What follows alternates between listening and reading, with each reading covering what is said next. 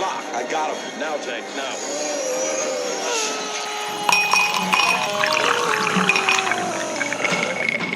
Welcome to your doom. Sometimes may be good, sometimes may be shit.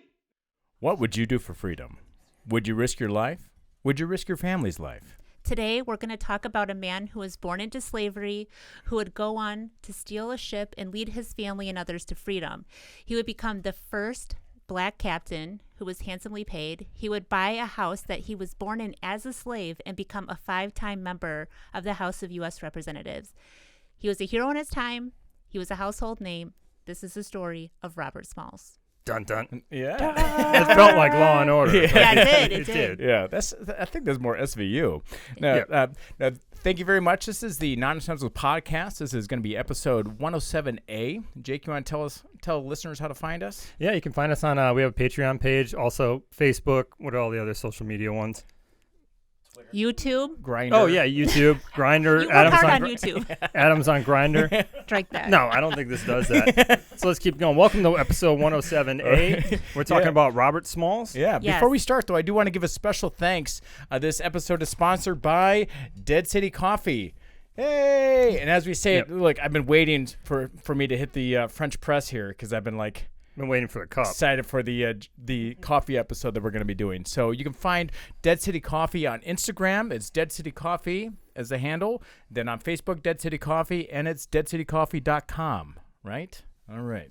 There we go. And now my name is going to be Adam Hamboni Riley. Why Hamboni? Well, I'm glad you asked because I've already prepared these while we're pouring coffee. Since we're going to be talking about Robert Smalls. I saw something dangling there. Yeah, that was my ball sack from my Grindr profile. Anyway, But you get 2 medallions, Jake. These are 2. I get 2 as well. That's only 2 times we get to say you're killing me, Smalls. There goes my middle name. I mean, this is smart planning. This is knowing that I repeat myself, I guess, a lot. Okay, so next time we do anything about Russia, same deal. Jake only gets two Russian jokes. Yeah. So here we go. So No more rushing in, okay? Listen. Did you plan for our head sizes? Hold on.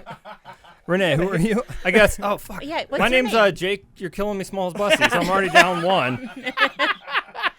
I'm going to be... There we go. You have squandered your... Yeah. Wait, we burn it in the vagina candle? Offer tribute? So.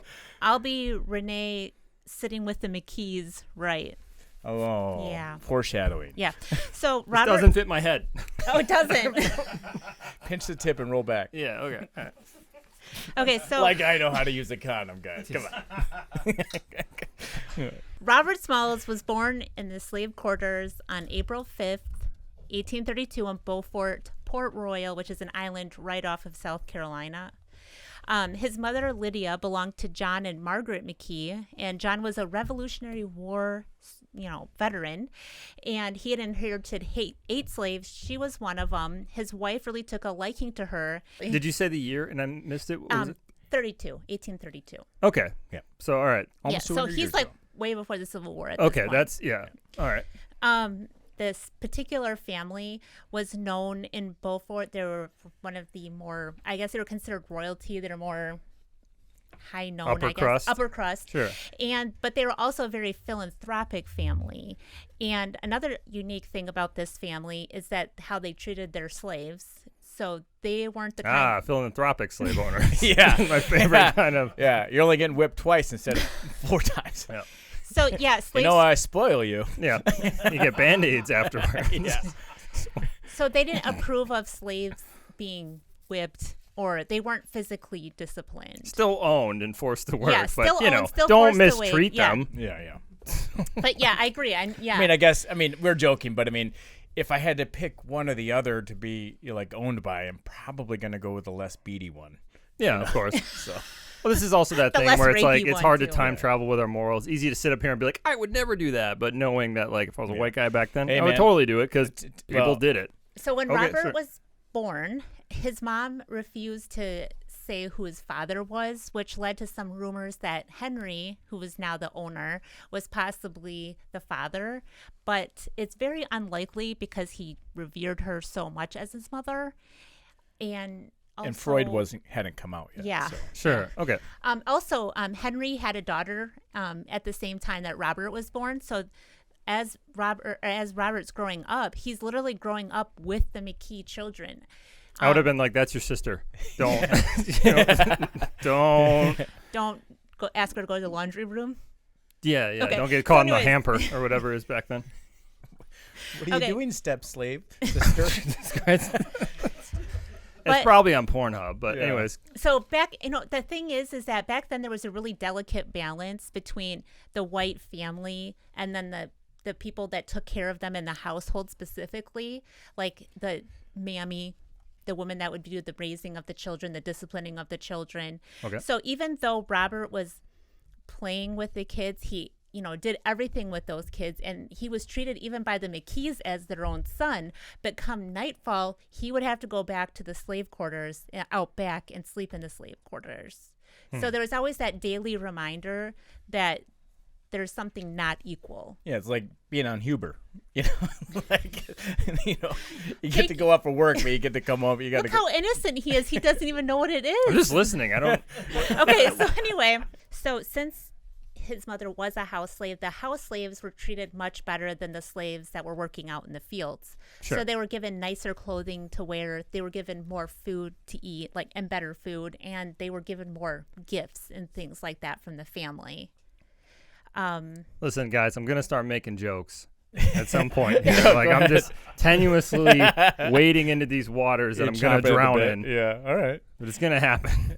Now, while his mom knew that they were worlds apart, Grant, and but I feel like Robert, especially growing up, he had that childlike innocence that lines were definitely blurred. Because he just didn't fully understand like the horrors that were that he was a part of, essentially. And his mom definitely, in probably almost like a protective way, wanted him to be very aware of that, so because she wasn't fully confident that Robert was completely grasping the situation, in his world.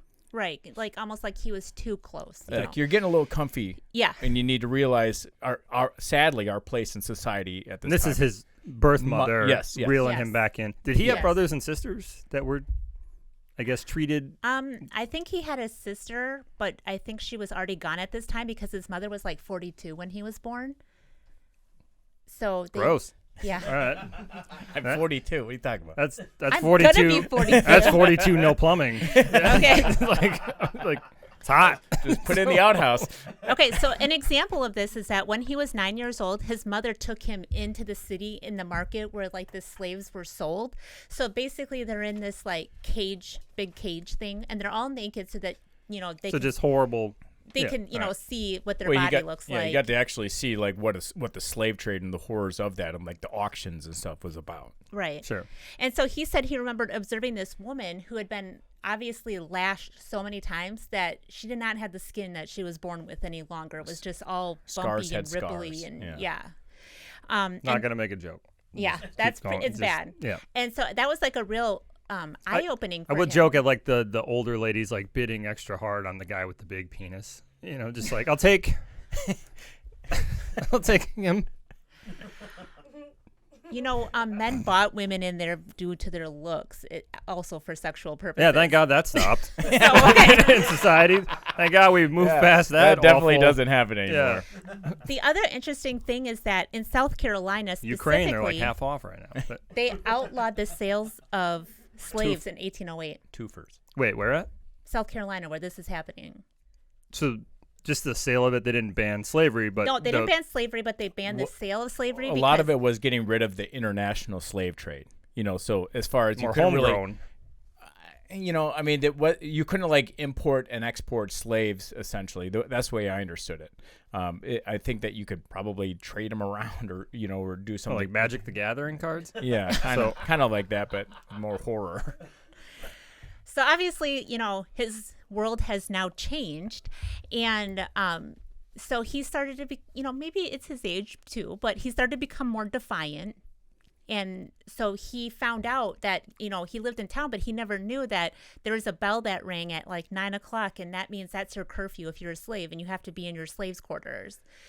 So then he decided that he was going to purposely stay out, Yeah. just to defy it. Think of it like like what when we were kids when the street lights went on. It was time to come home. You'd hear your dad's voice echoing Yeah. over the hills. But he was he would stay out past his curfew intentionally as well, and he was and he wasn't doing like I guess that's technically the way I understand it, the only laws he was really breaking. But he was just hanging out with his white friends. He's basically like kind of Slim Shady in it, because he was the only like person of his race hanging out with the mass group of the other. So it's not like he was like breaking windows or something like that. So. No, but what happened was that Just innocently a kid hanging out with his buddies. Sure, that's all it was. He was arrested, and the cops usually did two options. They would either take you to the jail, and you can imagine what was going to happen there, or they would take you back to the owner. So in this case, they took him back to Henry, and Henry said, don't ever do that again, because he's not going to if they arrest him again, he's not in control of what happens before he finds out what happens, and he doesn't want anything to happen to him. Sure. This is before the Scared Straight TV shows. Yeah. Oh, okay. Yeah. Okay. So this is part of the reason Or any that, TV show. But Thank you. that he sent him away to live with his sister-in-law in Charleston, South Carolina. Okay. What do you got over there? I'm just thinking. Remember the puppet shows? It was like I was thinking that too. I was like, you think there was some kind of version of it? Yeah. Some pamphlet. In Charleston, slaves had a very unique opportunity where they could hire themselves out or have their owner hire them out to do a different job. Like somewhere subcontract? else. Yeah, subcontracting. That's a good way to say it. But they would Without get the 1099. Yeah. but they would be able to keep a portion of what they made when they were subcontracted out. Okay. So, you actually have a potential for earning money. But there was a slight problem because there's so many free black men in the city that they made the people who were subcontracted out, wear a badge with a number on it. And it was like metal in a diamond shape, so that says, hey, that person is a slave. They're allowed to go and do their job and then go back home. It's like the first sports team. Yeah. All right. Sorry. I just. Okay. So one of the first jobs he did, which he absolutely hated, was a waiter at the Planter Hotel, mostly because the rich people are extremely demanding. Oh, sure. I mean, that hasn't changed. No. Yeah. But he was always full of charm. He was a hard worker. And so one of the customers noticed this and offered him a job as a lamplighter for the gas and light company. Okay. Where, he would go and clean them and light them. And at least you get a little more independence. You're not having so much interaction with other people. He did that for a little while. And then he got another opportunity working as a stevedore. A stevedore. Stevedore. I don't know what that is. That's like a dock. Think of like a dock worker that like unloads and unloads ship cargo. Oh, okay, sure. Yeah, so he became really proficient at, you have the arm and you move to, pick up stuff and you put it on the ship and stuff. Well, anyway. They had that? I just thought they had arms where they pick up stuff you still have, and they move it off a still ship. have the fulcrum thing. So the captain who was John Simmons, he took him on, he taught him everything he knows about sailing. And so he took him out into Charleston Harbor. He's like, this is where the sandbars are, and this is what you need to avoid, and this is all this. So he basically... It's like a reverse Huck Finn. Yeah. So basically he was a skilled worker without being a skilled worker. I don't know why I said yeah. Sometimes I just say yeah to keep moving. The dynamic was there. So, moving on. So... when he was 17, he found... Dead City Coffee's great. It actually is very good very, coffee. very good. Thank you very much, Rocky. Yes. Pair it with some liquor in a minute. So. He found the love of his life. Ooh. Like my coffee, like I like my women. Irish. Put some whiskey in it. Yeah. His wife is double his age. He's 17. She's 32. Nice. I know. Yeah, there were cougars back then, not just in the hills. So, in order to marry... And that's a back then, what would that be, a 34? Yeah, 32 back then's got to be like 87 now. Pretty much. No, we have covered this in previous historical episodes. I just wanted moisturizer now. Yeah. Oil of old age. Yeah. Stupid. Yeah. Okay. So she was owned by a business owner named John Kingman. So he has to ask John if they can get married. And slaves can't get married, but they let them do like a faux ceremony to make them feel good for morale and such. It's called a promise ring. We still use that nowadays. It's a nice trick. Yeah. So Kingman agreed, and he said, as long as you pay me $5 a month, your faux marriage or whatever, you're married technically in his eyes. Yeah. Yeah. So he didn't want to just pay this $5 monthly fee. He wanted to buy his wife from the owner because she was pregnant. And then he was wanting to buy her and then the new baby daughter. And this is his daughter? Yeah. Okay. That's all right. And so Kingman's like, oh, sure, for $800. What's the conversion rate of 800 back then to now? Like, actually, I'm glad you said. Money? I've actually got that. I've got that later on, but it's I did a inflation adjustment, sure, and that would be about $31,000. So it's almost $1,000 for every year she's alive. But he's making $15 should have got her a younger. month. Yeah, what? But he's making $15 a month. So it's like actually, almost like what it is he's not even necessarily making $15 a month. He's allowed to keep whatever he makes after $15 a month. The way I understood it. So basically, he's got to essentially give his owner a vig essentially in order to have the freedom or whatever to go out and work and whatever. He has to pay his owner $15 a month, and after that, if he makes $16 a month, then he gets $1. If he makes $25 a month, he gets $10. Okay. Does that make sense? Yeah, it's passive income. Yeah. And so that's what he was doing. Like after he finished his regular job, he would be down at the docks, like selling like trinket type Trying stuff. to get that and then freedom money. Yeah. And his wife was like doing laundry of the sailors who were coming in and out of there. So they're trying to save up the money. It's washing out semen stuff. So I get it. He's well, washing. Swapping the poop deck. Yeah. Semen makes a mess. You know that. Hell yeah, they do. So he was a pilot. Yeah. He went on to be that. He didn't ever get the title pilot, even though that's what he was doing. But he was making pretty good money, and his owner. They call it a boat pilot? Yeah. Like okay. Underestimating. We'll never need that for anything else. Yes, Jake looked like, when you say like a dog's favorite words, and they're like, huh? But I just watched Jake's confusion. But yeah, so like think of it like it's not a modern pilot. Nowadays, Sure. it's actually just a maritime pilot. Their specialty is to navigate like dangerous areas. Remember, she said earlier that he was taught how to here's a sandbar, here's how you avoid this, or like congested harbors. Basically, it's like somebody that can maneuver things very well. Like the I don't know if we're doing too much of a deep dive here, but the word pilot is even derived from like a Latin word. It's like pilatus or whatever, but it's means like the blade of an oar. So I'm assuming, when you're just navigating, I would assume Latin people use the word pull outus, not a lot. Because they were pulling out. Anyways, go. Eyeball me. I'll go right. Smalls. So there goes one. I'm using it. Not my coffee. Killing me. So it's 1860. Robert is in his early 20s, and tensions are extremely high because the presidential election is due to happen, and you're having the North and the South at a potential divide where they might the South Pole is threatening to split off and become their own country. Mm-hmm. So as we know, Lincoln won. Spoiler alert. And Lincoln. We helped. I mean, this is like.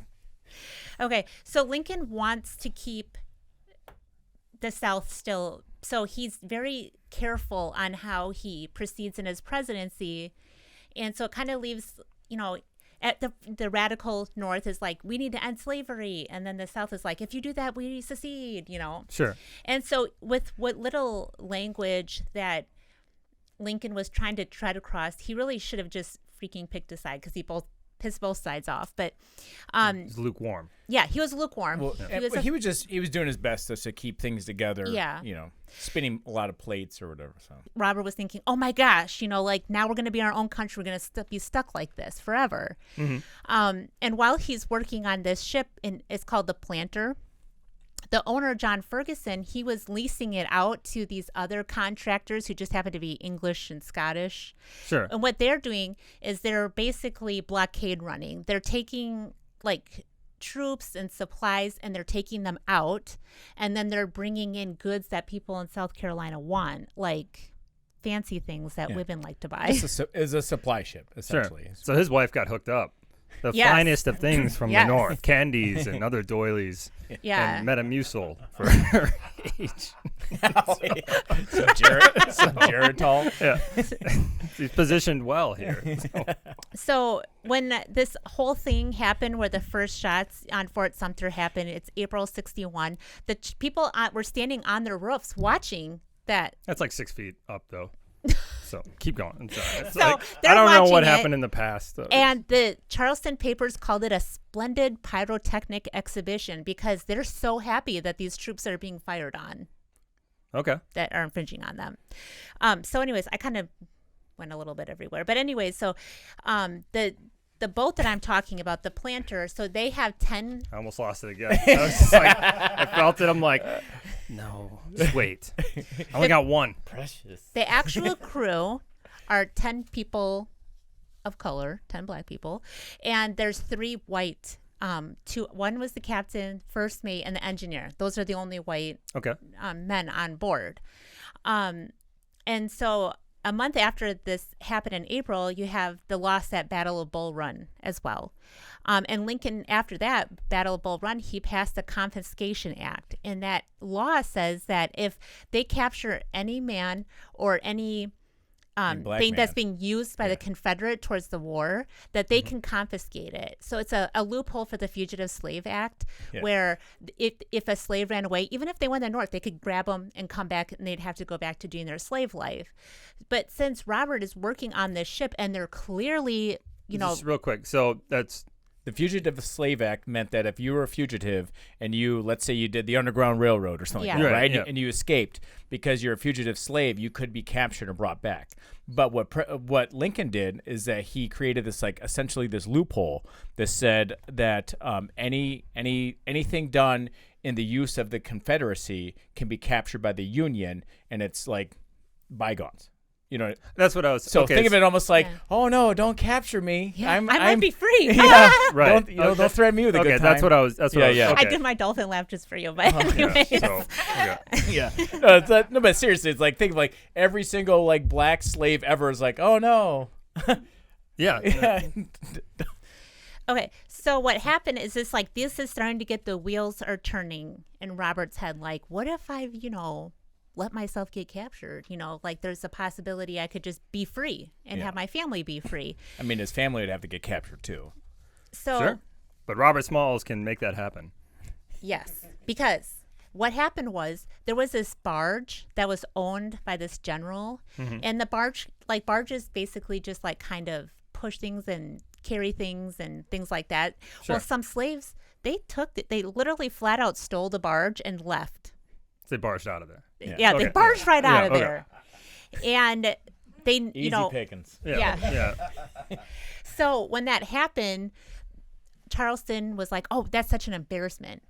So they're never going to let this happen again. So they had extra patrol boats, and, they made an order that everyone who has a ship there, like all the white crew, must stay on board. It's actually a pretty brilliant maneuver by like the North making that rule, because now you have to take resources just to look at yourself. Yeah. And they didn't want the group to be like large and embarge, so they have to there you make go. sure. Yeah, See, that's how you do it, Jake. They did an embargo on it.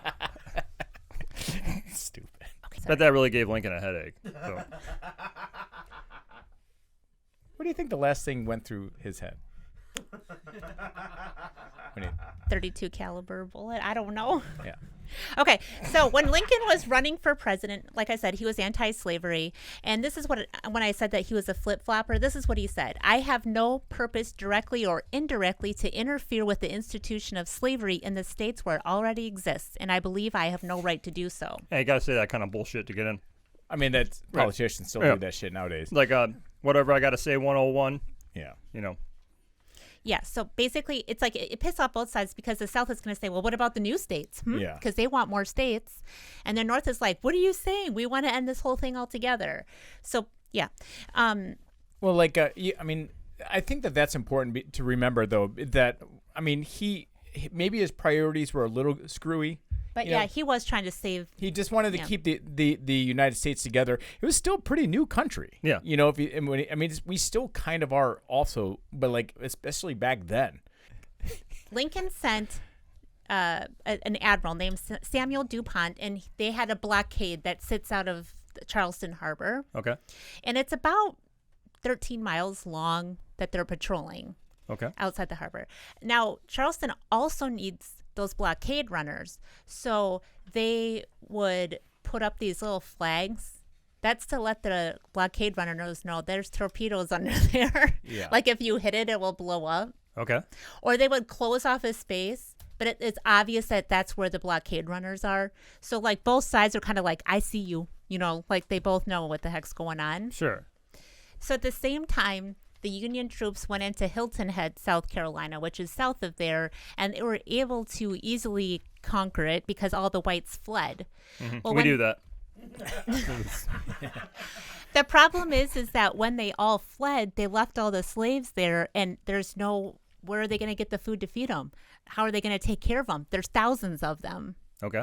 So don't they grow all the food? I mean, not to be. I mean, they grow cotton, Jake. They grow cotton. Okay. All right.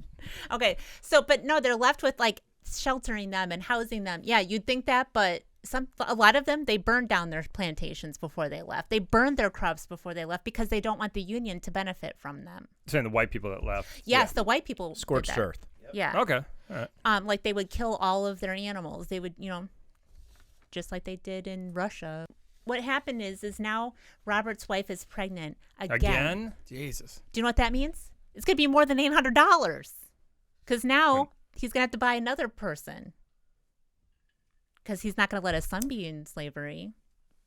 Listen, the $800 is really lining up for a nice abortion joke, but I'm not gonna make it. Those are $300. Well, coat hangers are free. So well, no, even okay. We'll cruise right. We'll barge past it. so. Okay.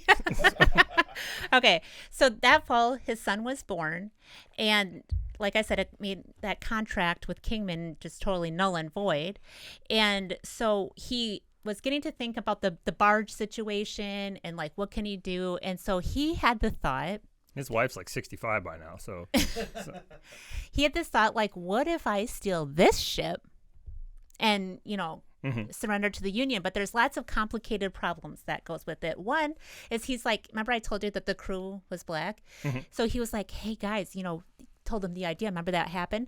Well, one guy, his name was David Jones. Did he have a locker? Sorry. Yeah. I know. Yeah, of course. I saw it on his face. Why wouldn't I? You could have said Davy Jones from the Monkees. Do you think that would have worked? No.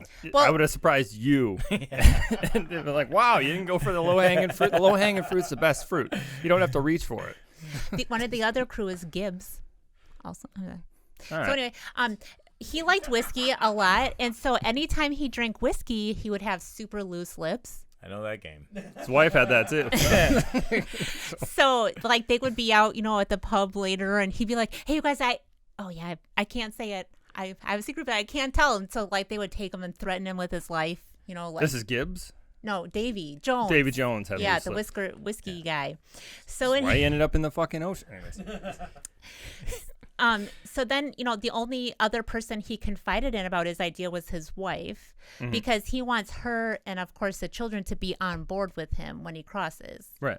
So he consulted her, and she's like, yeah, it's really dangerous, but she said, I will go. For where you die, I die. Wow. That's romantic. Yeah, so romantic. But you got to think, though. And if he leaves, you die anyways. That is very true. But she brings up a very valid point. Like, if they get caught doing this, they are, it would be it's a no fate. Question. It's fate worse than death. Yeah. So it's better just to, just be done with it than to get caught. And it's romantic. Yeah. Sure. So let's look at the positive here. Yeah, like how much room is on that floating door, Rose? Yeah. Okay. So the barge I mentioned, that belonged to General Roswell Ripley. Well, guess who's in Believe it or not. Yeah. Did you? Yeah. Making the obvious ones. So guess who's in the slip next to the Rips? The planter, the one that he's going to steal. Yeah. Okay. So he's got to literally steal it from the guy who just got robbed a month ago. who is probably, on the lookout. And so the other problem is in order to get his wife and the other ladies of the crowd, they had to go up the river to pick them up first, then come back down the river, somehow get out. Sure, but you can make a story as to like why you have to. Doesn't he know? What she's saying is that they couldn't just they couldn't just parade these women onto the docks and get them onto the ship because it would seem a little suspect. Yeah. Right. So they had to pick up a rally point. Okay, so he, it's a cool plan though. I mean, it's like no, it's brilliant. It's one of those like when you see an opportunity, you got to take it. Yeah, especially with your kids. And well, your they're wife running involved. out of time, and she'll go into that in a bit. But they're running out of time for opportunities. They were running out of time because the day that he chose, the next day, martial law was going to take effect. Mm-hmm.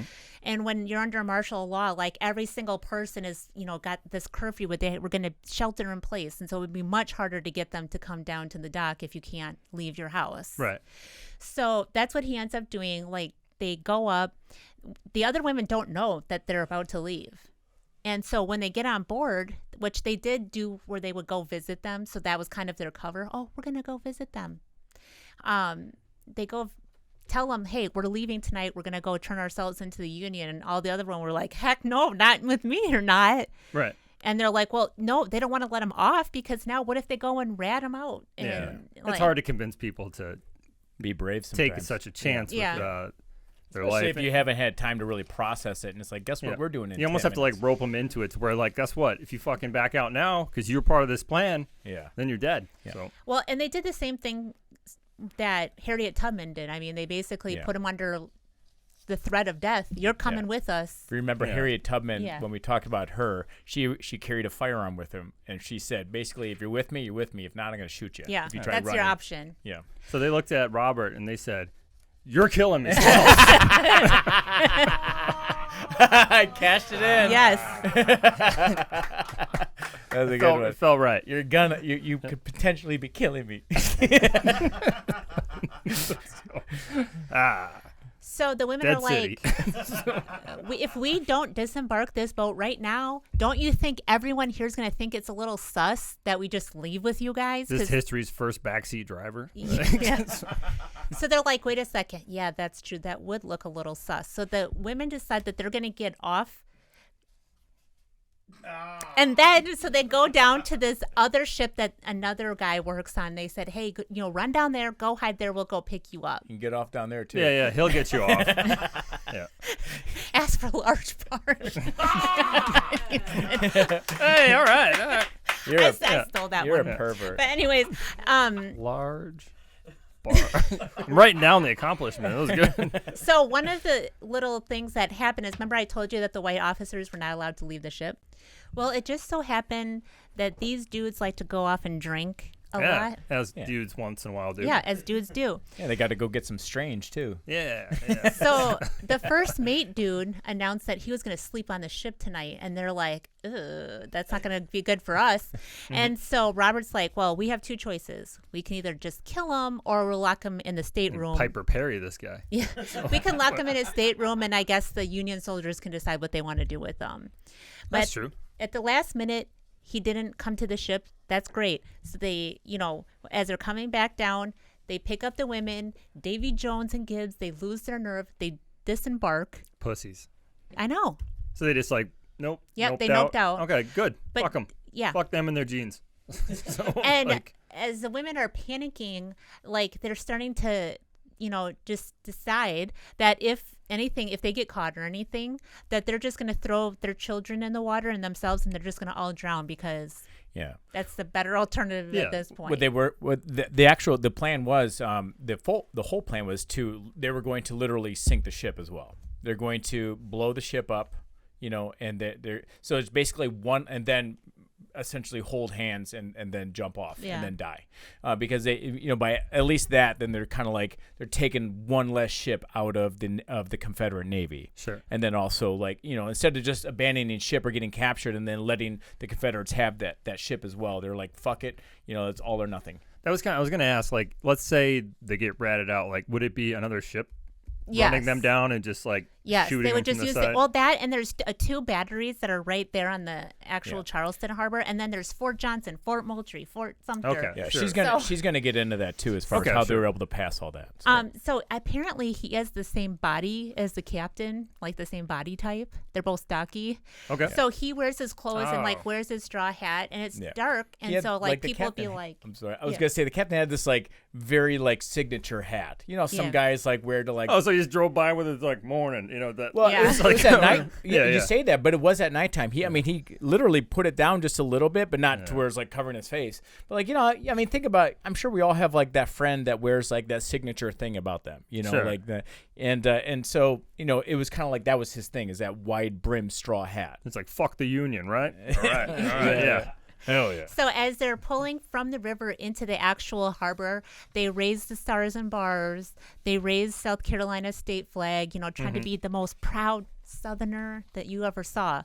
And it was kind of lucky for Leonard them. Skinner starts playing. You know. It's just like- And also lucky and miraculously is that when they were close to shore, there was a really thick fog, so you couldn't really kind of God was pinpoint- on our side. Yeah, You know, you like, couldn't really just- pinpoint like a facial feature of anyone going by.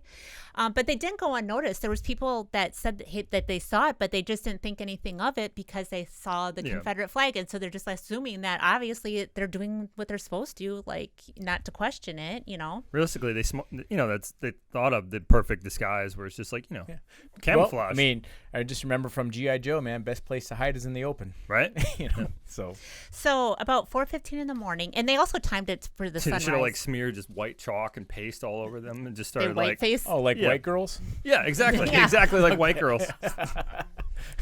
They walk up, hey, Clarence. Just go on a Terry cruise. Yeah. So That like was good. everyone is like super scared, but not Robert. He's so focused on just his job that Yeah, Tom Cruise. Keep going. that he like is just thinking about that. So when they pass Fort Sumter, he does like a long whistle. That's like they normally did when they pass Fort Sumter. So Okay. Fort Sumter's like, oh, okay, that's somebody we know. He was passing all the checks, you know, as far as like, oh, okay, yeah. Can I ask, is this a movie?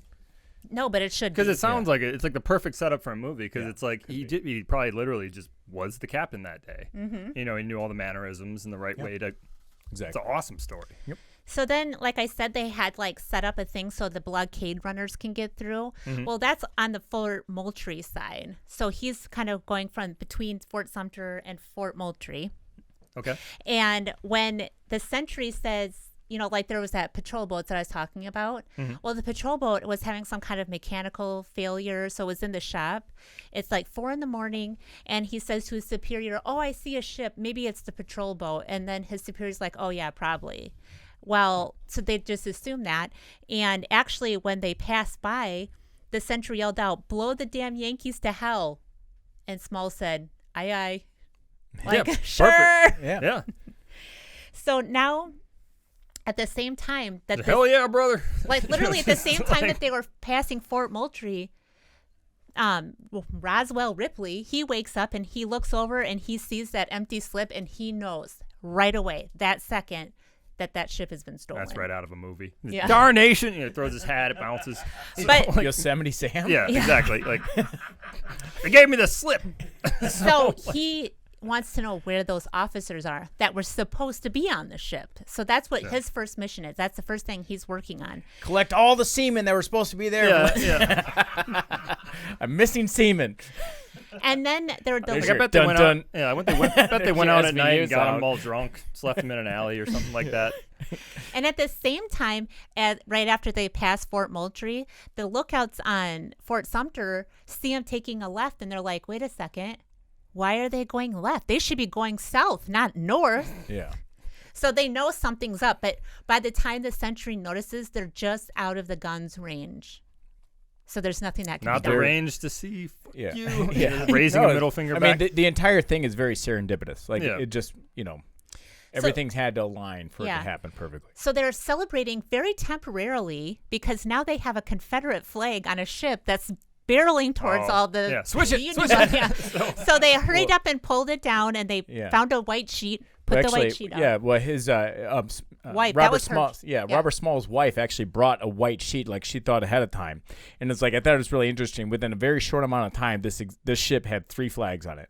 Okay, so it started off with the Confederate, and then they all of a sudden they're like, "Don't shoot us," because they were about to get engaged. They're about to get engaged with the other Union ships. But then they raised the white flag at the last second. They're real lucky. Someone in the north with binoculars, I just saw them take a Confederate flag down and raise our flag. Fucking take them out. They didn't even see that. What happened was, I told you it was foggy. Yeah. So the Union ships, they can't see anything, but they hear something and they know that it has to be hostile because all their people are where they're supposed to be.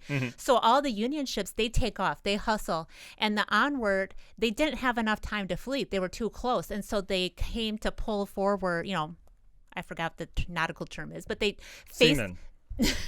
They came about. That's what it was. They came about so that they could face their guns at the ship. That's how you get seamen everywhere. Yeah. You came about. Yeah. So the captain on that ship was actually Robert's age. He's in his early 20s compared to all the other ones. He's filling in for the actual captain. Sorry. So he's looking through his binoculars, and they want to fire on this whatever that the ship is that's coming towards them, but he won't let them. He wants to get a visual first before all they I do see it. is a straw hat. And so when they're actually close enough that the captain says, what's the name of your steamer and what's your intent? Well, Robert turns and walks away. He must not have heard him. And so he's like, well, what is he running for? Is he running to the cannons to shoot us? They have no idea. But still, the captain says, don't fire yet. And it's good because then he'll shout again, stop or I'll blow you out of the water. And that's when he does stop, turns around and tells them, we're fleeing from the Confederacy. We stole this ship. And so then some of the Union guys go over there. They commandeer the ship. Cross deck. Yeah. And then that's where the American flag, the Union flag, gets raised on that same ship. So within a matter of a little bit of time, 3 flags are on this ship. Was it a common thing for a couple ships to get across that line? So maybe they were like, hold on. Before that's why it's so bizarre. It wasn't full on arg. Guys just got a feeling this morning. Yeah. And I think that's what's so impressive about the age of the volunteer captain is that usually the younger you are, the more impulsive you are, and especially to prove yourself. Yeah, you shoot quick when you're young. Yeah, you really do. And when you're old. Or at all. There's a sweet spot in the middle, I guess. But anyways, so when he interviews Robert about this situation, he says, well, you know what? Yesterday, we loaded all these cannons that were supposed to go to Fort Sumter. It's on this ship if you guys want it. And he's like, really? And he's like, yeah, it's loaded with munitions. And he's like, wow. And he goes, oh, and I got the code book that this Confederacy is using for their secret codes. Got the Enigma code. Nice. Yeah. It was called Wigwam. I don't like that. No, because he kind of said, he goes, I'm bringing back the Union's cannons. I'm bringing back, because they were basically when they left Fort Sumter, they stole it. Yeah. Sure. They stole it. But anyway, so he stole it back. And so obviously this captain's super impressed. So he personally takes him to DuPont, who's the leader of this southern, blockade thing. Sure. And so he doesn't have time to say anything. He just says, listen to everything he says. And then he has to go. So then DuPont starts talking to him. And he realizes that he's actually really smart. He knows a lot. He knows, what he's doing and how valuable that he is. I was going to say, as far as just getting back in the channels and stuff like that. Yeah, he's been working. He's a great pilot. Yeah. Yeah. And he also said, Fort Johnson, well, there's hardly anybody at Fort Johnson right now because they're trying to go off and get supplies. So if you guys want to go in there for your staging area for a land assault, it's open if you guys want.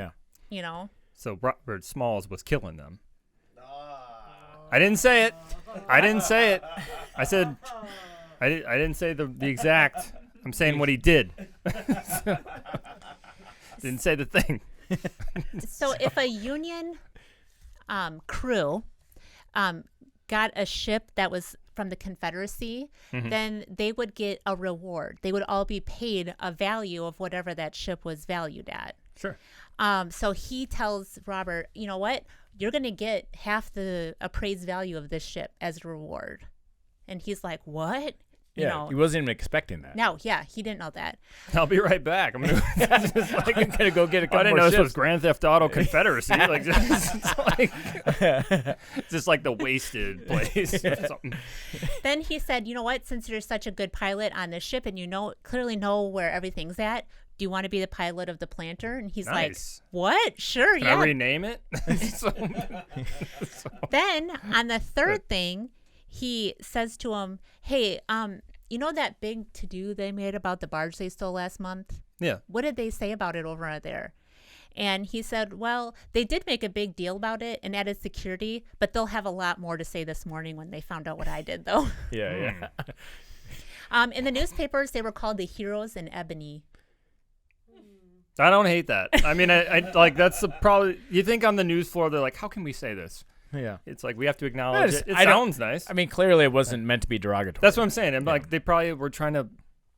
What's the Yeah. most grand way But we can say this? But it's like listening to like different opposing views of news Yeah. because while the Union was like saying that, the Southern states. Oh, yeah. Oh yeah, So yeah. in They Charleston, threw some ends. in Charleston, the newspapers, they said, we saw white guys on the ship. It Yeah. was definitely white guys. We sold that ship. Well, no, And- like the Southern states or they're Southern, they're like, Yeah. it's no big deal. They just took some shitty old ship. Yeah, they like, said it's that no too. big deal. But like they- just playing it down. It's covered with semen. But this is this is where like the frustration with like the racism too that gets in there is because like I hate the fact that like the Southern people the Southern states they were so convinced that there's no way they could have been duped.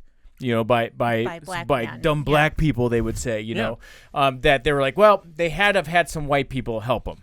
I And see what you're saying, it was yeah. literally like there's no way they could have pulled this stunt off, and that's just goes to show that they were clearly underestimating them because That's they're all so they were taught too. I mean, essentially, they honestly probably couldn't believe that they pulled that off because they just That's what I'm grew up saying. being Yeah. told their whole life and blah yeah, blah blah. that So it's they a don't, real, and then here's this guy like navigating all these courses and making all the signs and doing everything, Mm-hmm. even disguise himself, like just beautifully done out.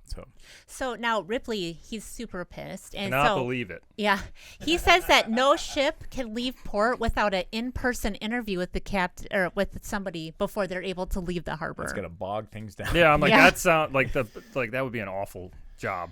And so if you're wondering what happened to those three dudes, they were arrested like pretty much immediately. The three dudes that were supposed to be on. Yeah. So the captain, the first mate, the engineer, they especially tried. because they probably thought they were the ones that got away. Yes, they're like Just this. They You're back literally to said- steal another ship. Yeah, they thought it was their fault, and so they tried them and basically said that they wanted them to be hanged, but they were doing this in the military way. But these guys aren't military, but they overruled it because it's martial law. Okay. So what happened is that Rips, he doesn't get along with this other general, and they kind of like spar a lot. Sure. And the other general kind of has a little bit more power. So he said, you got to fix this or whatever. So they said, this captain, he's going to have 3 years of hard labor. And he's going to have to pay, $500. And it kind of goes down the line. Mm-hmm. Well, then that general's like, nope, they're getting nothing. They're leaving because it's your fault, Rips. You are the one Sure. who's going to take the fall for it. Now, I just want to say that Ripley and a lot of the generals there, they're all raised in the North. Mm-hmm. They are all raised abolitionists, but they married a Southern woman, so I guess now they're fighting for the Confederacy. Pussy makes you do weird things, man. It's just like, it's got to be good, okay? People convert religions. Yeah. Yeah. They just get down there. They're like, whatever you think, baby. yeah. So I'm like, yeah. I guess Whatever. I'm Jehovah's Witness Yeah. now. Whatever keeps this going towards the light. You know? Yeah. Because the other general was Pemberton, and Pemberton hated people in Charleston, except for his wife. She got the pass. Sure. Okay. Oh, but anyway, so then you're wondering about other people. So Kingman was like, hey, that's my money. I got ripped off. So he filed an insurance claim with the state for $2,250 because that's what he said that the wife and the daughter and the son were worth. And they paid it. Really? Yeah. But guess who didn't file? Henry McKee. Yeah. He let him go. He just said, That was his previous owner. yeah. That was the good owner. Yeah. That was Yeah. on the nicer side of it. Yep. Yeah. And then so he, joined the Philanthropic. Confederacy. Horrible businessman. Great guy. But he just volunteered in the hospital. Like, you could buy officer appointments with money. That's what he did. And then he worked in the hospital in Charleston. Okay. Okay, so remember I told you he was close with DuPont, the admiral that, So they were pressuring him to make a landfall in Charleston and capture it. And he wasn't ready. He knew it wasn't time. But sometimes you just got to do what you're directed to do, regardless if it's right or not. St. DuPont was ordered to do this? Yes. Okay. So Robert was actually in the back on this ship called the Keokuk. He was in the back as a cuck? Okay. A Keokuk. I don't know what which the is first different. part is, but all right. Okay. So what happened is the first few ships that were going into the harbor, This is that chair watching the bed. Yeah. DuPont looks back. You hate this, huh? It's like I used to live here. This was my city. So the first few ships that are going into the harbor, they're like getting caught up in like things underground and like their anchors caught on stuff. And it's But he knows the roads. Yeah. So Okay. what happens is he sees all this disaster and he decides that, we're going to just go straight through and become the new front line, basically. Sure. And so what happens is Charleston, of course, they're, firing on them. Mm-hmm. And the captain got so freaked out, he just ran and went in his quarters and shut the door. It's kind of like putting the blanket over your head. Maybe it won't be happening. What? This isn't happening. This isn't happening. Yeah. The guy who was sitting next to him, one of the shells came in and like his head. So That's what happened to this Yeah. guy. It wasn't like, it was like, no. No covers Yeah. for that. Yeah. But he was, again, so focused that he maintained his composure. But the problem is that the Keokuk, it took 90 hits, direct hits. Okay. So the Keokuk, Well, a cuck can take a lot of abuse. yeah. Well, apparently it Out of had the point. it had enough because he was like trying to pump out the water all night, but it just sunk. Didn't have enough semen, so it Yeah. went down. Yeah, or maybe too much semen. There's a lot of fun with this conversation right now. There's a lot of fun stuff. Okay. However, So- because of his valor, he became an official captain in name, in public, with a promotion. So the ship went down. He went down with it, you're saying? No, because like I told you, he was trying to pump the water out all night. They were Okay. able to get everybody off the ship, and Okay. then he was able to get off before it finally, sunk in the water. Sure. Went into Davy Jones' locker. Exactly. Okay. But so now he's recognized as a captain. People call him captain. So this is a big deal. Yeah. But yet he's still not military. So he's a civilian captain. Okay. After that happens, they got rid of DuPont because they're like, obviously you can't get done what we want to get done. So they take him out, which is really bad for Robert. It's like very demoralizing. This is the captain that went into the room, you're saying? No, this DuPont? is the admiral that was in charge. I'm sorry, who went into the room? The captain, but I'm not naming him because I don't want to embarrass his descendants. Embarrass him. That's fine. Okay. Just in case they listen. He didn't breed. Well, he might have. Okay, so Yeah. right after this happened, like in the next couple months, Robert Jr. died. He had a new kid, and Oh no. guess, His son died? yeah, Okay. malaria was really common. Okay. That's awful. It is. But he needed a house, and guess what house he was able to buy? His old plantation house. His old plantation house. Oh man, the bittersweet. I mean, Ugh. it is kind of like a Yeah. Like that doesn't tasty. happen. It Yeah, feels yeah. like, how is this not a movie? yeah. I know, it's crazy. You know, it's like, So basically, because all these white people abandoned their property, right. the tax man, of course, still wants their taxes. Doesn't matter. You got to pay the taxes on Terra regardless. So Yep. they said, hey, we're going to sell this property, and then you got to pay the back taxes, and then it's yours. I think that you can still do that. That still happens. That's Yeah. that's the court steps, like auction things or whatever. Yeah. So things are looking up because now he's got that, and then things are turning better for the Union at the same time because we're getting victories in Gettysburg, Vicksburg, Chattanooga. So everything's turning around. He has this opportunity where he's supposed to take the planter to Philadelphia because they're going to do a major overhaul of the ship. Okay. And he goes to Philadelphia. It takes like 10 months to retrofit the ship. Okay. But he takes advantage of the time because he does some speaking there. He hires a tutor to help him read and write. I'm just, with my history, is Philadelphia still a major like political Yes. crux? Yes. Like, has it moved to Washington? Yeah, it's Yeah, in Washington, but Philadelphia is still like the seat of sure. Okay, liberty. okay, sure. And in speaking of being the seat of liberty, the city of brotherly love was not very loving of brothers. It was. It's known as the most racist city in the North. Even still? Or are you saying back I'm then? not going to comment about now, but back Oh, then. I was gonna say Okay, I I was actually like- believe Milwaukee owns that yeah, title. I was gonna say. And that's the truth because Good it's job, like, Wisconsin. No, it's the most segregated city still, and I think second place to that is I thought it was Minneapolis.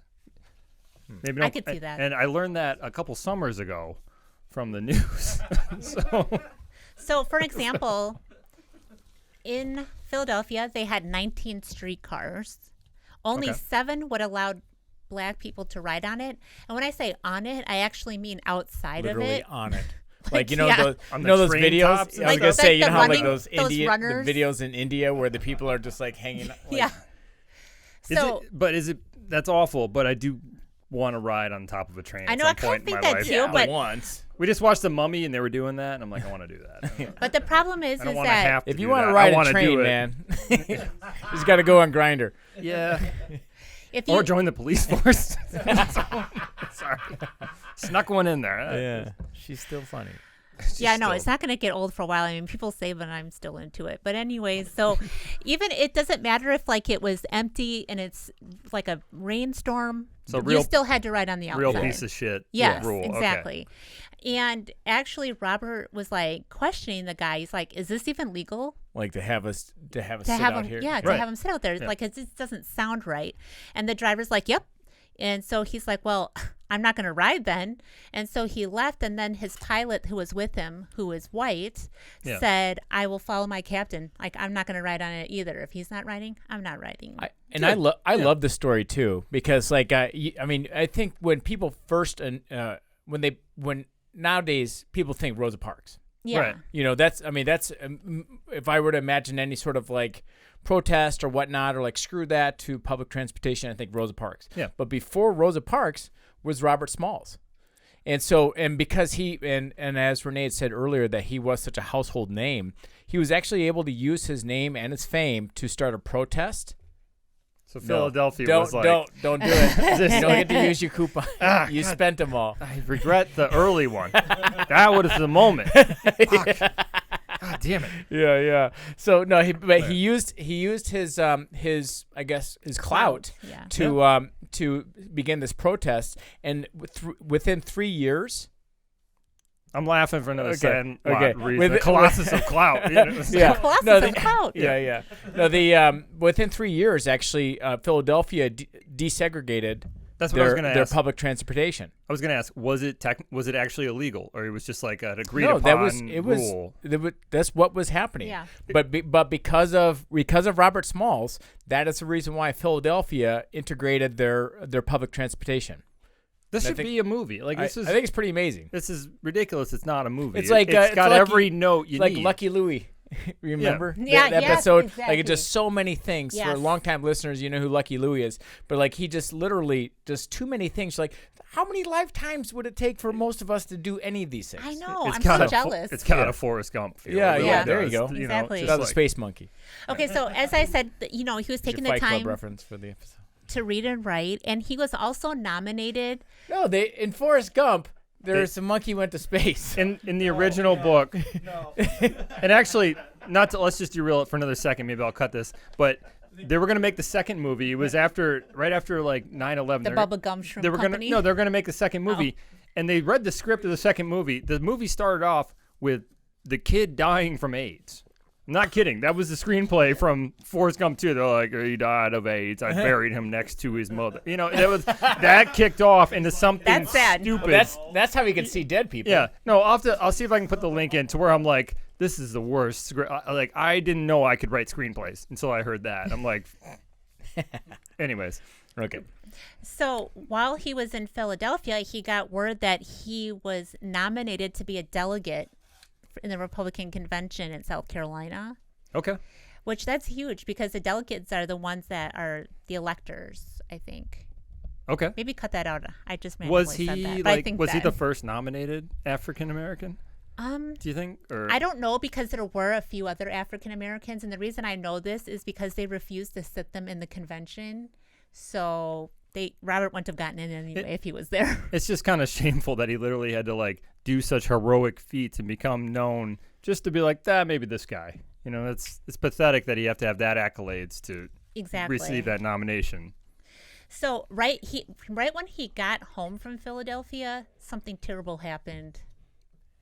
Lincoln was assassinated. So literally the day he got back into Charleston after spending that whole practically year to get the ship retrofitted to use in the war, they had, the Confederates surrendered at Appomattox, and he's like, yay. And then they're like, Lincoln got shot and he died. And he's like, oh. Well, listen, I'm not going to say it was good Lincoln got shot.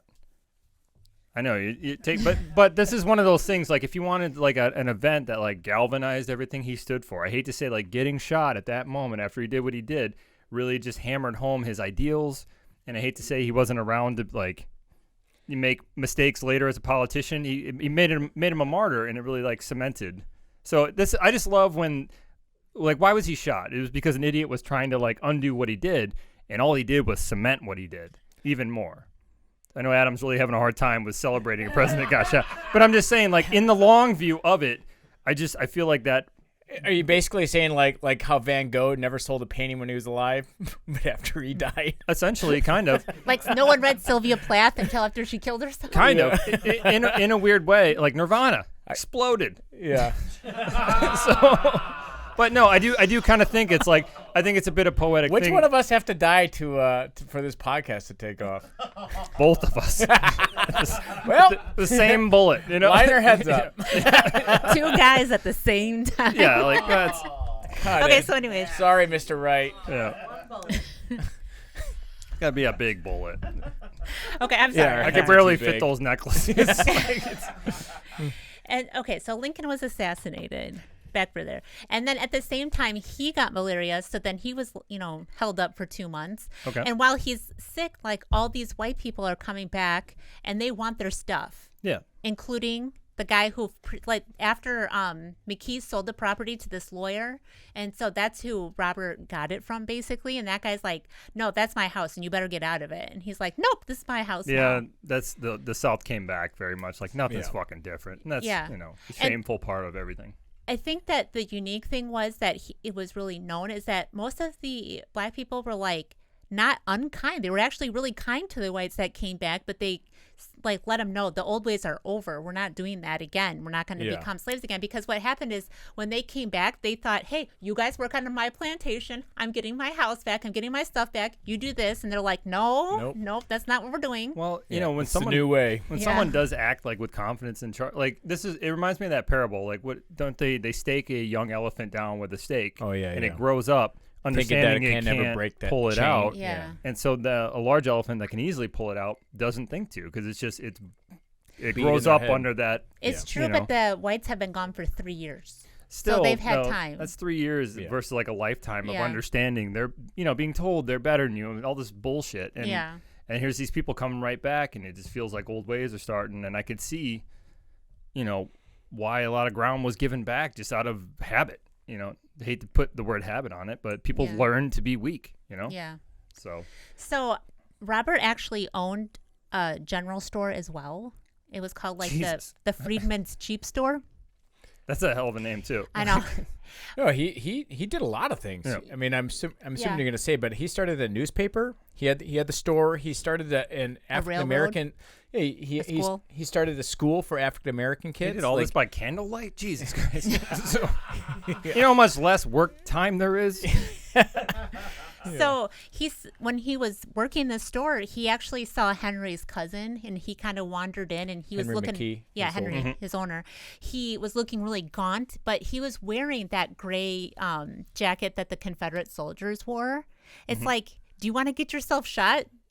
So he, brought him into the store. He bought him a suit so that he's not wearing that stuff anymore. What a good move. That's the hard move. Remember from Die Hard? when Samuel L. Jackson saw Yeah. so- Die Hard 3. with the placard, Yeah. he helped him. Yeah, call the police. Someone about to get killed. Yeah. that was the best. My favorite Die Hard. Not to Darn, I stopped at 2 because 2 was horrible. 3. So I was Just like, forget about it. it's the most ridiculous Die Hard, but you get puzzles and games, and Bruce and Samuel are fantastic chemistry in it. Let's get back to what we're talking about, though. So I anyway, like it when they kiss. I do. It's He- sensual and long. he feeds So them. He says, episode hey, if 3. you need a place to stay, you can come to the plantation that used to be your cousin's and stay with us if you want. He's rubbing it in, but it's still a nice gesture. It is. Yeah, I mean, but he's also showing the generosity, and I mean, he was raised essentially under Henry's wing, Right. You know, and as we said earlier, he was very philanthropic, you know. So I mean, like he was like, hey, he treated me right. And remember, Henry didn't even he just let bygones be bygones when Sure. Robert escaped. You know what I Yeah. mean? So he literally, I mean, why wouldn't he do that? You know. I don't know. I think it's a good move to Yeah. choose peace. It's always good to- choose yep. happiness. I always take the high road. Yeah. Peace. Yeah. Actually, he helped out Jane McKee, Henry's wife. He died, and he had her come to the house with their kids, and he said, hey, I'll even pay your railroad fare. You can come here, stay here. They were very excited to do so. And then when it was dinner time, they said, we can't eat with you at the same table. And it was a little awkward for a second. And then they said, that's okay. They made up a nice table for them in the living room, and they ate separately. Like the kids' table. Like the White's table. Like Yes. God damn, I hate history. It's just It's so stupid. it's stupid is the best I mean, word but you gotta- for it, but it's just habits, and it's Yeah. scary because it's like these are the same brain. Like we tend to look back and think like, no, not us. Same brain, Yeah. same. We're not evolutionarily different from these stupid ideas. Yeah. And it's really just it's inertia of idiots. And then, so one of Henry's kids became a widow, and she couldn't provide for her son, and he was a little bit older, so he actually got him an appointment at the U.S. Naval Academy, which is, cool. even now it's prestigious, but it was prestigious back then because he had such good Navy connections, so Right. that really benefited her son. And then whenever any of the kids needed money, he just handed them the money, no questions asked. So he took care of them, like all of the McKees. What can we do to make this movie? I know. I have no connections. I have no money. I have 2 cameras. They have to reset every 30 seconds. You have to have 30-minute timers on them Yeah. and memory cards that get full. Well, how Okay. can we make this happen? So by the summer, Casting's going to be tricky. You got a black leather couch. We do a casting couch. Thing. okay, by summer, How do you know about that? All right. I don't know. I don't need to know. I can just tell by the way you guys look at each other. Like right now, that something's going on. What do we mean by the black leather couch? I don't know. I don't need to know. I can just tell you guys have the eyes that are like, oh, okay. Not really. I think he had a desk. Anyways. So anyway, And a plant. Want to find out who would do their own stunts? I don't know. Like, let's go. so over the summertime, most of the U.S. troops were leaving. They were going back to their home. But the problem is, as soon as the troops leave, guess who's coming back? That's where you get like the white supremacists and the KKK and stuff, Sure. because they are now in charge because the people who were, I guess, policing it are now gone. So Right. they enforce this thing called black codes, which is sort of like, I think I have heard of that. yeah, it's like a cross between Jim Crow and you're straight up a slave again. Right. Is this where like the original segregation came from of like different drinking fountains, different schools, Yeah. different, like, yes, free, but not equal. Yeah, Is that but where the phrase came no, from? but it was yes free. But what they also crossed it with is like, I'll give you a job at my plantation, and you can get right bucks that you can buy from my right general store. Well, like Shroot bucks? yeah. Bucks? So You it's know? like that's still a form of slavery if you're just giving them currency that they can only use to buy products from it's like you. Walmart employees. Yeah, it's like Dogecoin. It's the original cryptocurrency. Sometimes that thing flashes. I don't know. There's a lightning storm in here. Okay. So if you're so right when the war was over, they have to get rid of the planter because the Union, just like after war, they want to get rid of all their surplus. Sure. Plus, now John Ferguson was one of the people. He's like, I want my ship back, but there was a law that said that if your property was used against the Union, then you can't get it back. It's not your property. It's not your property. Sounds like a nice way to avoid a lot of paperwork. Yeah, of course. Yeah. So what he did is he had a proxy go to the auction. But at the auction, they were selling it for $15,000, and his proxy's like, $25,000, and everybody else was like $5,000, $4,000, and they're like, that's really suspicious that he wants 10 grand over, what we're asking for. Right. So they thought this guy knows Ferguson, so they just said, no, we're not selling it at all today because they're suspicious that that's what's going on. They take it to Baltimore at another auction, and maybe the people in Baltimore didn't know what was going on, but another proxy of his bought it for way cheaper, for like $7,000 or $7,700. Sure. And guess what? It's back in the hands of John Ferguson. Yeah. So he hires his captain, McNulty, and he's trying to sabotage Robert's new ship. So McNulty sees him.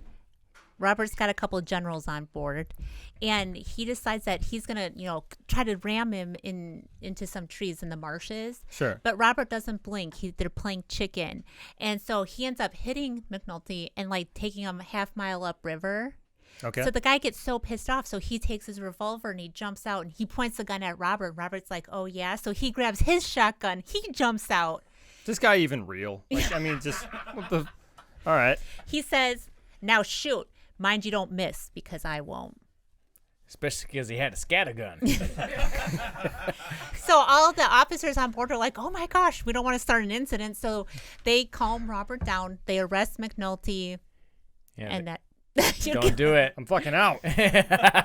See, that's why I did the tokens. Why are you so gobble? What are you sitting on? I'm savoring it. What? And also, I'm just letting you know I still have one.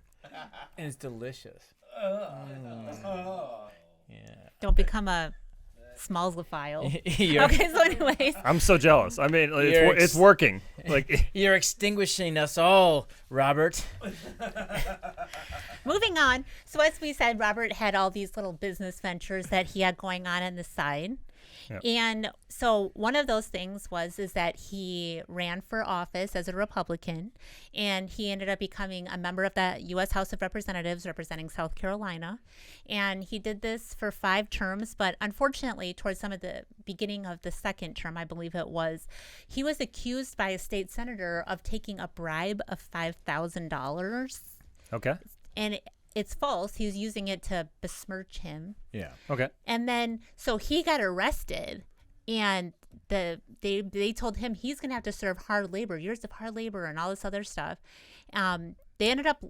Let's say, is it normal just based off an accusation to arrest? If it's a white person accusing a black person, yes. Okay, that's fine. But if it was white accusing a white, there would be An investigation investigation. and blah, blah, blah. But although... Right. Because of maybe his clout, he was released after 3 days, and then they said pending appeal. So he was out, until this work got worked out. But it kind of did its thing, did the damage as well, though, too. Yeah. Because even if you're like, I was acquitted, or whatever, am I incarcerated right now? No, because probably, it doesn't matter because it's already been out there. Sure. So. Was he the first black representative? I don't believe so. Okay. But the first from the South? Yes, I'm guessing? first from South Carolina. Yeah, and okay. I think I read somewhere that he got 80% of the votes too, because you got to remember during the Civil War amendments, 13th, 14th, and 15th, they were allowed to the black men were allowed to vote.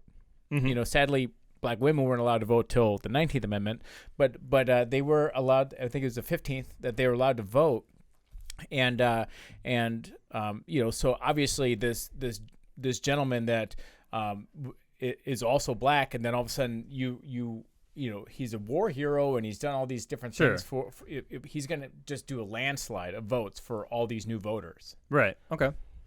So it's really the beginning of the end for Robert, because the guy who owned the house that he was in sued Robert for the house, and they took that all the way to the Supreme Court. And at the same time, he's facing these criminal charges about the bribe, which that case also went to the Supreme Court. Do you know what it's like to have 2 cases to go to the Supreme Court for one person? It's astronomical. That doesn't happen. And then also the bad press that he's getting. And then also it's he will be in Washington, D.C. doing work, and they won't let him stay at a hotel or eat at a restaurant. Yeah, it's It's shameful. it's So he can represent a state, Yeah. but he can't like stay at a certain hotel or eat somewhere. It's abysmal. Or Yeah. ride on a streetcar in Philadelphia. So what ended up happening with those cases is that he did win the case for the house. The house was his. I mean, he purchased it. He paid the taxes. He did everything legally that he was supposed to.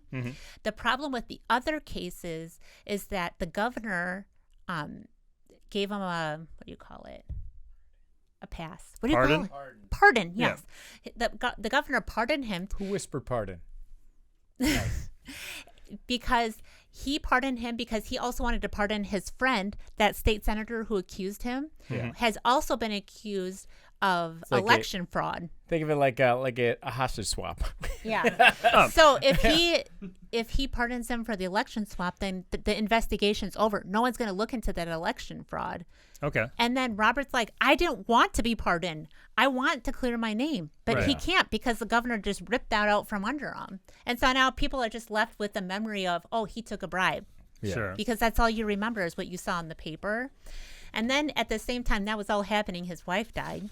So it's like just things are just, he did remarry a girl. Now this time he was 20 years older, Nice. but then she died like 5 years later. So it was like very short lived. I can't make that funny. Perfect marriage. Perfect marriage, yeah. Just when the honeymoon phase is over. Perfect college girlfriend. So he would go on. He got a job as an appointment, I should say. He lobbied for a Port Royal to have a naval base there, which they got. Okay. And he was the So he probably really helped develop South Carolina. A ton He of did. things. Okay. A ton of things. he was like a collector from all the customs that was coming in. Sure. Except for during the Grover Cleveland years, because he was a Democrat and he only wanted Democrats to be appointed. But anyways, Grover Cleveland was a Democrat? Yeah. Okay. And Robert Smalls was a Republican. Republic. Okay. Yeah. He also Thank God we got over that pettiness. You So, know, like- what an archaic idea. Yeah. It's really Some we're, petty we're, two-party system. we're still operating. Everything else seems so fucking stupid in this story. Except we're still using the I same know. party system. It's Everything, relatable. We've moved on from everything else. So in other words, he acquired Parris Island for the Navy, Okay. which you're is still in the Department of Navy If you're not today. familiar with what Parris Island is, or our Marine Corps listeners, Parris Island is actually where Parris Island is. If you're on the East Coast, is where you go to boot camp. So it's massive. Okay. And then obviously Camp Pendleton is where I went. If you're on the West Coast. Sure. So but no, Parris Island. He was like Robert Smalls was a big deciding factor as That's far it. as And so that brings income in forever. yeah. Putting Yeah. it there, right? A Okay. lot so of that's- liquor sales and tattoo. That's what I mean. Like, shops. I'm just sitting there, like, oh, the amount of like tattoos, Valtrex. or yeah, just right up straight. I'm just going to horse, see you know? myself out of this conversation. Gonorrhea shot industry. Penicillin. All right, let's go. Yeah, That's So anyway, penicillin. yeah. Robert, his major causes was education, desegregation, and of course the Navy, which was close and near and dear to his heart. He was able to get a military pension because when they denied him, he was like, yeah, because you didn't let black people in the military. Good point. Otherwise, I would have Yeah. been. Yeah. So he got it. And actually, DuPont's widow, she was supposed to get $30 a month. They only wanted to give her 10, like that 20 extra bucks was going to kill him. So Sure. he ended up lobbying for her to get her full pension. And so he did. He was successful at that. He ended his job in 1912 and he died in 1915 from complications from diabetes. See, don't retire. You I know. Thank just- you. Yeah. What you don't get know what to do with diabetes. yourself. Like But I will say something. They don't call it livebeaties. they don't. They do not. Okay, so I added in this little piece because I thought Adam would like it. But his daughter, Elizabeth, one that was born in slavery, his eldest daughter, Sure. she was appointed as the Beaufort Postmaster General by Theodore Roosevelt. Oh, yeah, that's Yeah, Teddy so fucking that's- Roosevelt. That's your buddy Teddy. But actually, so she had mentioned earlier that family was like, well, we'd love to dine with you, even though we're like basically squatting at your house, but we can't eat at the same table. Sure. Fun fact that I mentioned on the podcast before, but Teddy Roosevelt invited the first black person to sit at the same dining table in the White House. Good So dude. There's your fun fact. And then in 2007, there was a U.S. Army support vessel that they named the Major General Robert Smalls. Oh, so other countries can be using this. Yes. Yes. They're like, not even killing me, Smalls. Apparently, it patrols over in the South Pacific. So if you're ever in the South Pacific, So they would keep your sound eye different out. saying. Yeah. Oh man, that needs to be a movie. It does. And I hate to just be like, just making a movie, but like it realistically is like one of the better stories I've heard of a life. And honestly, like he had patience the whole time, and he took the high road. He did things the right. He took the high road, did things the right way. I wrote a couple things on here. It says that Robert Smalls he pushed for desegregation and freedom his entire life. Right. Even at that very young age, we mentioned earlier, like he saw the stupidity of racism. Because when he's hanging out with his buddies, just the innocence of like hanging out with his friends, just like staying out late at night. I'm just with my friends. But he was just black, so he wasn't allowed to. Yeah. Like he could see past that. And it didn't have that small-minded mentality.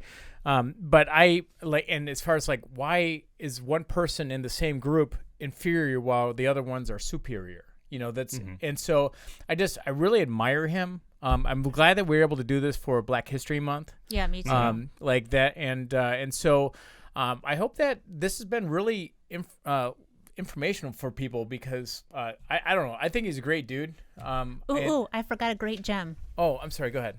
One of the regiments that he was a hand in making was the 54th, which was in the movie Glory, where it took place in Charleston, South Carolina. Okay. So if you ever, it's an older movie, but a goodie, an oldie but a goodie. It's got Ferris Bueller in it. Oh, okay. All right. Ferris, or no, Bueller. But I did want to end the episode on a quote by him. Okay, and it says, "My race needs no special defense, for the past history of them in this country proves to them to be equal of any people anywhere. All they need is an equal chance in the battle of life." Perfect quote. Perfect. Beautifully said. So it reminds me, like, obviously it's in his quote, but what's the old quote where it's like, "He who serves his country has no need for ancestors." Yeah. It's like right up there with that, to where I don't know. Thank you for bringing it up. Yeah. Like this was a suggestion by my husband. Okay. Thank you. Oh, but listener before you start clapping, his first suggestion was Yasuke. Oh, which was already done a year ago. Yasuke, if you remember last year, that was the first black samurai. That was excellent. Actually, the only black samurai. So that was a fantastic episode too. So thank you, Mr. Wright. Really appreciate it. Yeah. Why don't you come hang here in one of these? So I can watch your face squirm in the crowd. So anyway, this has been episode 107. Thank you very much. And say my name's Jake. You're ending my life, Robert. I'm Adam. I'm Adam. You're killing me, Smalls Riley. Yeah. Saved it. I'm Renee. Darn it. I had a good one, but anyways, it's right. What? Yeah. Someone suggested cuckold. No. Do you have to know? Later, boner. Can females You have to Google that, don't you? No, I don't. Can women even what be does it cucks? Mean? Hold on. What does it mean? A cuckolder? Yes. Jake, stop this. A cuckolder is a hold on. A cuckolder is a chair. Yeah. I know. I was the one that brought up the chair several episodes ago. We were still in the shop. Tell me what it is then. What's? I don't remember, but I know for a fact I brought this. Stop it, Jake. Okay, tell me what it is right now. A cuckold is a bird. Yeah. Yeah, it's modeled off a bird. Yeah. Hold on. Tell me what a cuckolder is. Later, boner. What a nerd.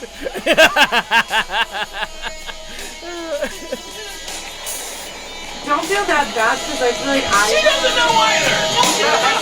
I watch with someone fuck their partner or something. Bad. But I have like. She does know. Turns out. That's what you remember. That Town Hall PM was not as... More NyQuil. Nobody wants to admit they saw it, but they saw it. Yeah, there's a Michael reference. A cuck holder? Yeah, they have those in cars. You pay $80,000 and you don't get a cuck holder. Like Like, I'm sorry. Fucking hooked up You with guys- a ficus? You guys bust one out all the time. Fucking swamp Whenever. thing comes like, out. Hey, talk about a succulent. That's the best one. Alright, take two. Talk about a succulent, guys. Look how funny I am. Or like Oh, good one. You're funny. Like a fucking fine cone. It's not as good as succulent. Rocky, get out. Bye. You can't be funnier. Alright. Alright, we ready?